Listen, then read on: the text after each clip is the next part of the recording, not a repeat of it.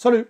Chaque minute, une pluie de 10 000 muons provenant de la haute atmosphère et issue des rayons cosmiques traverse chaque mètre carré de la surface de la Terre. Les muons sont des particules élémentaires comme les électrons, mais avec une masse 207 fois supérieure. Si nous plaçons notre main vers le haut, environ 3 muons par seconde traverseront notre main et la plupart d'entre eux passeront au-dessus.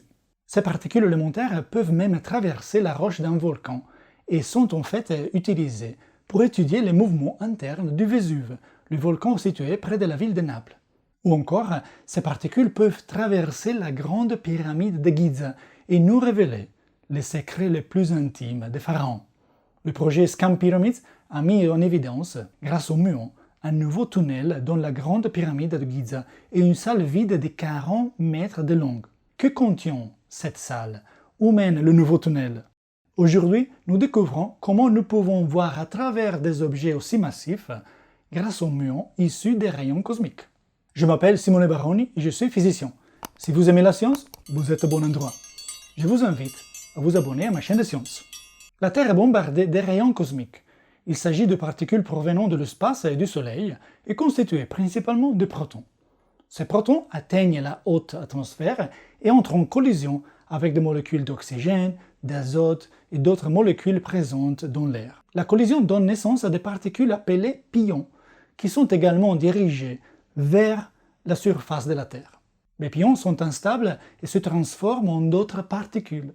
Il en résulte ce que l'on appelle un essaim de particules qui s'abat sur la surface de la Terre. Certaines de ces particules sont des muons. Il s'agit de particules similaires aux électrons, mais dont la masse est 207 fois supérieure. Les particules élémentaires sont classées en 3 familles. Dans la première famille, on trouve l'électron, son neutrino et les quarks up et down. Les protons et les neutrons dont sont faits nos atomes, par exemple, sont constitués de quarks up et down, et les particules de la première famille constituent généralement la majeure partie de la matière que nous observons ici sur Terre. Il existe ensuite 2 autres familles, dans lesquelles les particules ont des propriétés similaires à celles de la première famille, mais qui sont toujours plus lourdes. Ainsi, les parents de l'électron, pour ainsi dire, dans les deuxième et troisième familles sont les muons, dont la masse est 207 fois supérieure à celle de l'électron, et le tauon, dont la masse est environ 3500 fois supérieure à celle de l'électron. C'est comme si la nature s'était amusée à créer des particules élémentaires de 3 tailles, petites, moyennes et grandes. La Terre reçoit donc une grande quantité de muons qui sont capables de traverser la matière assez facilement, y compris à travers un volcan ou la grande pyramide de Gizeh. C'est justement la grande masse des muons qui leur permet de traverser la matière plus facilement que les électrons. En effet, un électron et un muon sont chargés négativement, et lorsqu'ils traversent la matière, ils interagissent avec les particules chargées des atomes qu'ils rencontrent sur leur chemin. Cela provoque des accélérations et des décélérations de l'électron et du muon, qui perdent alors de l'énergie. Il s'agit d'un effet appelé Bremsstrahlung, un mot qui vient de l'allemand et qui signifie rayonnement de freinage. Il s'avère que plus la masse de la particule est élevée, moins elle perd de l'énergie par Bremsstrahlung, en raison de ces accélérations et décélérations. Le muon perd donc moins d'énergie que l'électron et peut donc continuer à traverser de grandes quantités de matière. Voici donc l'idée qui a permis de voir à l'intérieur de la grande pyramide de Gizeh. Supposons que de nombreux muons traversent la grande pyramide de Gizeh et qu'il existe des zones vides dans la grande pyramide. En fait, plusieurs salles sont connues. La salle du roi, qui se trouve à peu près au milieu de la structure pyramidale, la salle de la reine, immédiatement en dessous de la première, la grande galerie menant aux 2 salles précédentes, ainsi que divers couloirs, et notamment une salle souterraine située à plusieurs mètres sous terre. Si un muon ne traverse que de la roche, il aura une certaine probabilité d'être arrêté, car le muon perd progressivement toute son énergie. Mais si le muon traverse aussi des zones vides, comme la salle de la reine, il rencontrera moins de résistance sur son chemin, car traverser l'air est beaucoup plus facile que traverser la roche. Voici donc ce que les scientifiques du projet Scam Pyramids ont fait. Ils ont placé des instruments dans la pyramide qui peuvent révéler le nombre de muons arrivant au bas de la pyramide et mesurer la direction d'où ces muons arrivent. Si le nombre de muons provenant d'une certaine direction est inférieur au reste, cela signifie que ces muons ont traversé des salles vides, et donc que dans cette direction, il y a une pièce vide ou un couloir dans la pyramide. En plaçant ensuite des détecteurs à différentes positions et en observant les muons à partir de différents points de la pyramide, on peut recouper les résultats et déterminer la position de ces pièces vides avec une bonne précision.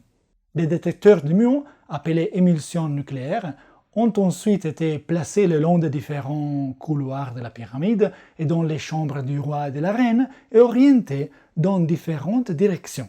Ces émulsions nucléaires ont ensuite mesuré le nombre de muons capables de pénétrer du haut vers le bas de la pyramide. Et les télescopes à muons ont également été utilisés pour observer la pyramide de l'extérieur et mesurer le nombre de muons qui traversent la pyramide d'un côté à l'autre. Le projet Scan Pyramid a ainsi permis de découvrir deux nouvelles salles ou tunnels. Tout d'abord, lors des analyses effectuées en 2016, une immense salle vide a été découverte, de 40 mètres de long et située plus haut que la salle du roi. Cet espace a été baptisé le Grand Vide et a été confirmé lors des analyses de 2019 réalisées avec deux techniques différentes. On ignore encore s'il existe des couloirs menant à cet espace et ce qu'il pourrait contenir.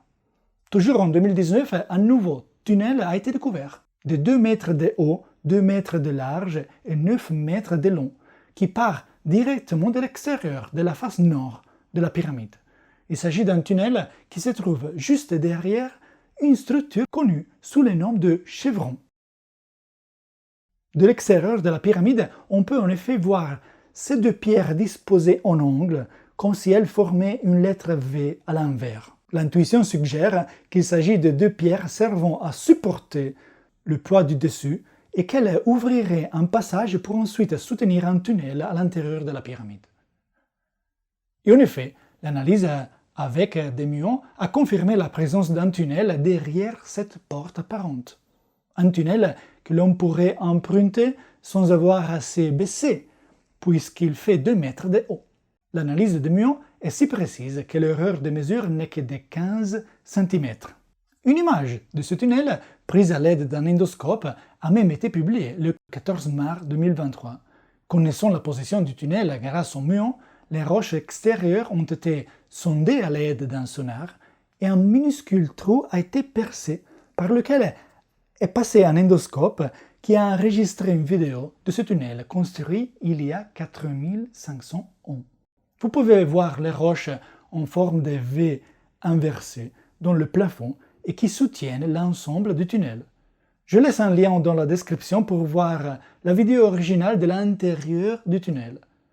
L'endroit où ce tunnel mène reste encore un mystère. Et comment observe-t-on un muon s'il est capable de traverser la matière aussi facilement?